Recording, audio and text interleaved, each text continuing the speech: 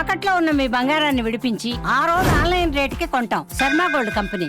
Hare Krishna, welcome to Suman TV. నేను గీతాంజలి. ఇవాళ మనతో పాటు ఉన్న అతిథి శ్రీమాన్ ప్రణవానంద ప్రభుజీ, ఇస్కాన్ నుంచి.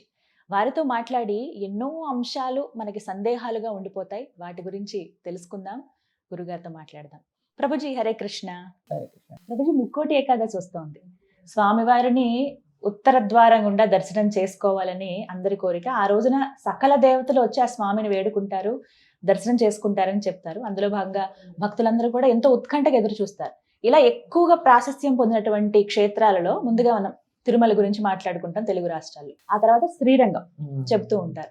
108 దివ్య దేశాలు అన్నిట్లో ఉన్న విశేషంగా చెప్పుకునేవి ఇవి. మరి ఆ రోజున దర్శించుకోవాలన్న కోరిక మా అందరికి ఉంది. చూస్తేనేమో ఎంతమంది భక్తులు వెళ్తూ ఉంటారు. ఆ రోజున ఖచ్చితంగా వైష్ణవాలయాలకు వెళ్ళవలసిందేనా? విశిష్టత కూడా మాట్లాడుకుందాం. ఉత్తర ద్వార దర్శనం చేసుకోండి అని చెప్పారు, కానీ తిరుమలలోనే చేసుకుంటేనే మోక్షం అని చెప్పలేదు కదండి. మీ ఇంటి పక్కన ఉండే వెంకటేశ్వర స్వామి వారిని దర్శనం చేసుకున్నా అదే ఫలితం వస్తుంది ఉత్తర ద్వారం గుండా. మీకు ఆ విషయం చెప్తాను. మేము చాలా చిన్నగా ఉన్నప్పుడు వైకుంఠ ఏకాదశి అనమాట. అయితే మా ఇంట్లో మేము రోజు పూజ చేసుకునే శ్రీకృష్ణ భగవానుడు విగ్రహం ఉండేది. అయితే వైకుంఠ ఏకాదశి రోజు స్కూల్కి వెళ్ళాలి. ఆ రోజు అయితే ఎగ్జామ్ కూడా ఉందన్నమాట. అయితే ప్రొద్దున్నే దర్శనం చేసుకోవాలి. మనకి వైకుంఠ ఏకాదశి రోజు ప్రొద్దున వెళ్తూ ఉంటాడు జనరల్ గా. రోజంతా దర్శనం ఉంటుంది అనుకోండి, ఉత్తర ద్వార దర్శనం.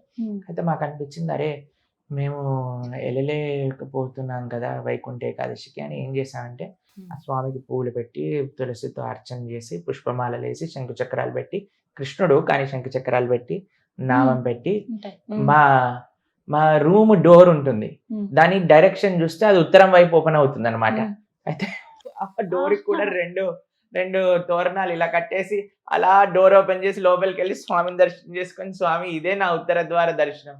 కానీ ఆ దర్శనం మాకు ఈ రోజు కూడా గుర్తొస్తుంది. అద్భుతం కదా ప్రభుజీ, ఇది మాకు సలహా ఇచ్చారు మీరు ఒక రకంగా. మాకు చాలా విశేషంగా మేము ఎప్పుడు గుర్తు తెచ్చుకుంటాం. ప్రతి సంవత్సరం ఉత్తర ద్వార దర్శనం నాకు అది గుర్తొస్తుంది.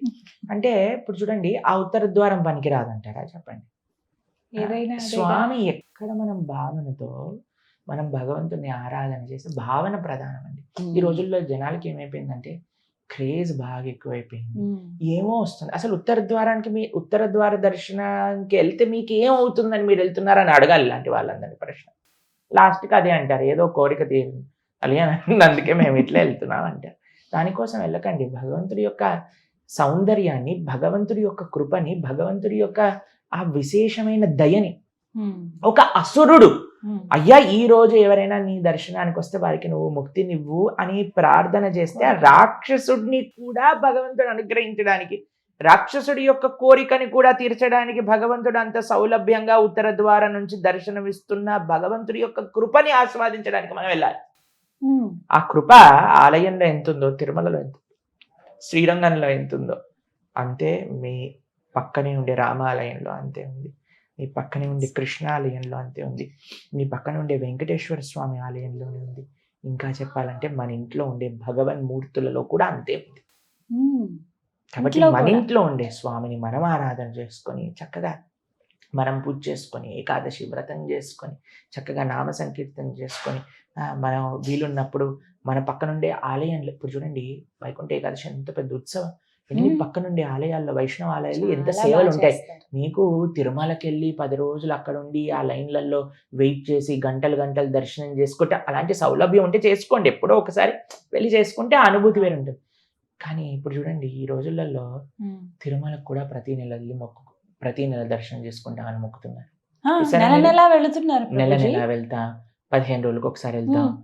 ఏంటంటే అండి, ఇప్పుడు ఫ్లైట్ ఎక్కాలి, ఫ్లైట్ దిగాలి, పైకి వెళ్ళాలి, దర్శనం చేసుకోవాలి, వచ్చేయాలి. చాలా సౌలభ్యం. మీరు చూడండి, సౌలభ్యం అయిపోయింది.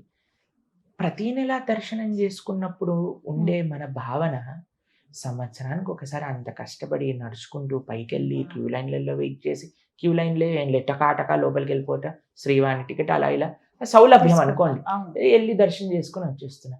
కానీ మనకు కావాలండి, ఎన్నిసార్లు దర్శనం చేసుకున్న దాన్ని బట్టి నీకు పాయింట్స్ పడతాయా? ఎంత ప్రేమతో ఒక్కసారి నువ్వు దర్శనం చేసుకున్న దాన్ని బట్టి పాయింట్ వేస్తాడా? భగవంతుడి పాయింట్ ఆఫ్ వ్యూ నుంచి ఆలోచించండి మీరు. ప్రేమ భక్తే. మీరు చూడండి వెంకటేశ్వర స్వామిని ఆలోచన చేద్దాం. వెంకటేశ్వర స్వామి మీరు తిరుమలలోకి వచ్చి తిరుమల దర్శనం చేసుకుంటే సంతోషిస్తాడా? అదే మీ పక్కనుండే ఆలయంలో ఎవరు సేవ చేయడానికి లేకపోతే అక్కడికి వెళ్ళి వచ్చిన భక్తులకి సేవ చేసి ప్రసాదాలు పంచి తోరణాలు కట్టి ఆలయాన్ని శుభ్రం చేసి అక్కడుండే ఆలయంలో వైకుంఠ ఏకాదశి మీతో పాటు 1000 మందికి మీరు సహాయం చేస్తే ఆనందపడతారా వెంకటేశ్వర స్వామి? కాబట్టి మనము లెట్ us బి ప్రాక్టికల్. నాకు ఆ శక్తి ఉంది, నాకు ఇది ఉంది, నువ్వు వెళ్ళు, తప్పకుండా దర్శనం చేసుకో. నాకు మోకాల నొప్పి, నడుము నొప్పి, ఎవ్వరు సహాయం లేదు, అయినా సరే నేను వెళ్తాను వైకుంఠ ఏకాదశికి, అక్కడికే వెళ్తాను, క్యూ లైన్లలో ఇది చేస్తాను. మళ్ళీ బయటకు వచ్చి ప్రాణాలు ఎట్లా బతికినాయో తెలియదు, బయటకు వచ్చేసిన అలా చెప్తారు. అట్లా చెప్తారు తెలుసా? మళ్ళీ నిందిస్తారు కూడా. ఇప్పుడు చూడండి, మీరు మీ సౌలభ్యం బట్టి మీరు ఒక లైన్ లో ఉన్నారు, ఇంకొకళ్ళకి ఇంకొక సౌలభ్యం బట్టి ఇంకో లైన్ లో వెళ్తారు, ఇంకొకళ్ళు ఏ లైన్ లో లేకుండా డైరెక్ట్ గా నడుచుకుంటారు. వాళ్ళని ఎందుకు పంపిస్తున్నారు? ప్రతి ఫెస్టివల్ లో మీరు చూడండి ఈ గొడవలు ఉంటాయి. న్యూస్ ఛానల్ వాళ్ళందరూ వెళ్తే చూసారా, మాకు ఈ ఏర్పాట్లు చేయలేదు, వీళ్ళని పంపించారు, మేము లైన్లలో. ఎందుకండి ఇవన్నీ కొట్లాట? అక్కడ ఉండి ఆధ్యాత్మిక వాతావరణాన్ని పాడు చేస్తున్నట్టు కాదా చెప్పండి అనవసరంగా మనం వెళ్ళి. ఇంకొక విషయం చెప్తాను, ఇలాంటి పండగల పూటలు మీరు దర్శనానికి వెళ్ళాలనుకుంటే ఏ ఎక్స్పెక్టేషన్ పెట్టుకోకండి. 10 రోజులు కాదు, 15, 20 రోజులైనా పర్వాలేదు, నేను స్వామి దర్శనం చేసి తీరుతా అని అనుకుంటే వెళ్ళండి. లేదు నాకు ఈ ఫెసిలిటీ కావాలి, ఆ ఫెసిలిటీ కావాలి, ఎన్ని వేల మందికి, ఎన్ని లక్షల మందికి ఎంత ప్రయత్నం చేసినా సరే ఎక్కడో ఒక చోట త్రుటి ఉంటుంది కదండి. దాన్ని అర్థం చేసుకునే స్వభావం ఉంటే వెళ్ళండి. లేదు మాకు ఆ ఓపిక లేదు, సహనం లేదంటే మీ ఇంటి పక్కన రామాలయంలో భజన చేసుకోండి, చక్కగా పూజారి గారికి హెల్ప్ చేయండి, ఆలయాన్ని క్లీన్ చేయండి, 10 మందికి ప్రసాదం పెట్టండి, దానం దక్షిణ చేయండి, చాలు, వైకుంఠ ఏకాదశి పుణ్యఫలం వస్తుంది. కాబట్టి ఎప్పుడైనా మీరు తిరుమల వెళ్ళారనుకోండి, ఆ వైకుంఠ ఏకాదశి రోజు ఎక్కడికి వెళ్ళకుండా అక్కడే కూర్చొని ఇంట్లో కూర్చొని చక్కగా దర్శనం చేయండి. అరే ఇలా మనం మెట్ల మార్గం నుంచి పైకి ఎక్కాము, స్వామి పుష్కరిణిలో స్నానం చేశాము, వైకుంఠం క్యూ కాంప్లెక్స్కి వెళ్ళాము, దానికంటే ముందు వరాహ స్వామిని దర్శనం చేశాము, వైకుంఠ క్యూ కాంప్లెక్స్లో కూర్చున్నాం, దాని తర్వాత మళ్ళీ చక్కగా బ్రిడ్జ్ ఎక్కి కిందికి దిగంగానే ఒకవైపు ఆలయం గోడలు కనిపిస్తున్నాయి, ఆ గోడల పైన ఏవో రాసి ఉంటాయి మనకు అర్థం కాని భాషలలో, వాటన్నింటిని చూస్తుంటాం. ఏరో బ్రిడ్జ్, దాని కిందకి ఈ తిరుమల నంబి ఆలయం వస్తుంది, ముందుకెళ్తాము, అక్కడ గడ్డపార వస్తుంది, గడ్డపార దాటుతాం, గజస్తంభం వస్తుంది, వెండి వాకిలు దాటుతాం, బంగారు వాకిలు వస్తుంది, బంగారు వాకిల నుంచి లోపలికి వెళ్తాం, గరుడ్ మంతులు వారు ఉంటారు, అటు నుంచి అని మనం మళ్ళీ లెఫ్ట్ తీసుకోగానే స్వామి యొక్క దివ్యమంగళ స్వరూపం జయ విజయుల మధ్యలో అంత బ్రహ్మాండమైన స్వామి ఆ దీపాల యొక్క వెలుగులలో స్వామి దర్శనం ఇస్తున్నారు. అలా దర్శనం చేసుకుంటూ మనం బయటికి వచ్చేసాం. దాని తర్వాత స్వామి యొక్క ప్రసాదం తీసుకున్నా. ఇలా ఒకసారి స్మరించుకోండి, అది కూడా వైకుంఠ ఏకాదశి దర్శనమే కదా. భగవంతుడు అన్నాడా నువ్వు మానసికంగా వస్తే నీకు ఫలితం ఇవ్వను అని. ఇప్పుడు మీరు ఇంకా వైకుంఠ ఏకాదశి రోజు దర్శనం చేసుకోవాలంటే ఇంకా పక్కన మనం తిరుమలలో ఒక వైకుంఠ ద్వారం అని చూస్తాం మనం. ఆ వైకుంఠ ద్వారం గుండగా వెళ్ళి స్వామిని దర్శనం చేసుకున్నట్టుగా భావిస్తే చాలు. మన ఆలయంలో మన అనుకున్న టెంపుల్కి వెళ్ళి అక్కడ ఉండే సేవ చేసుకొని మన స్వామికి మంచిగా ఆరాధన చేసుకొని ఆరగింపు చేసుకొని, సరే శక్తి ఉంది, నీకు ఓపిక ఉంది, నీకు ఎక్స్పెక్టేషన్స్ లేవు, నువ్వు స్వామి యొక్క దర్శనమే ఆకాంక్షించి వేస్తున్నా, వెళ్ళు. లేదా నీకేమైనా ప్రాబ్లం ఉందా చక్కగా చేసుకో, ఎవరొద్దన్నారు. ఎంత చక్కగా చెప్పారు ప్రభుజీ. ఇప్పుడు మీరు చెప్తుంటేనే నాకు రీసెంట్ గా వెళ్ళాను, అదే జ్ఞాపకం వచ్చింది. బాబుని ఎత్తుకుని చూపించాను దేవుడని, ఆయన కూడా గోవిందా గోవిందా అంటూ అరిచాడు, అదే జ్ఞాపకం వచ్చింది. ధన్యవాదాలు. మరొకసారి గుర్తు చేశారు ఆ మూమెంట్స్ అని, ఎందుకంటే చూసి వచ్చిన మరుక్షణమే మర్చిపోతాం, మళ్ళీ చూడాలన్న భావన కలుగుతుంది.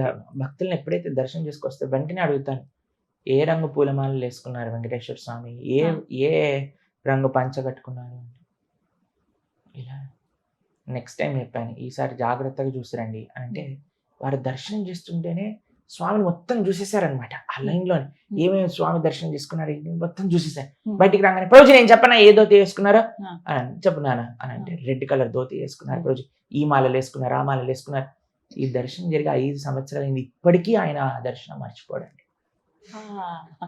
అలా చూడాలి స్వామి వారిని ఒక్కసారి చూసామా, ఒక్క సెకండ్, ఇందాక మన ఒక్క సెకండ్ కాదండి, ఎంతసేపు చూసామని కాదు, ఎంత మనసులోకి నింపుకున్నామా భగవంతుడిని, అది ముఖ్యం. ఆ నింపేసుకోండి, హృదయంలో పెట్టుకోండి. వెంకటేశ్వర స్వామి ఇంటికి తీసుకొచ్చేసేయండి, రోజు చూసుకోండి, ఏం ప్రాబ్లం. నిజం అది. మానసిక తిరుమల దర్శనం అది మీరు ఎప్పుడూ చెబుతూ ఉంటారు. మరొకసారి మాతో ఇప్పుడు చేయించారు, అది చాలా సంతోషం. హరే కృష్ణ ప్రభుజీ.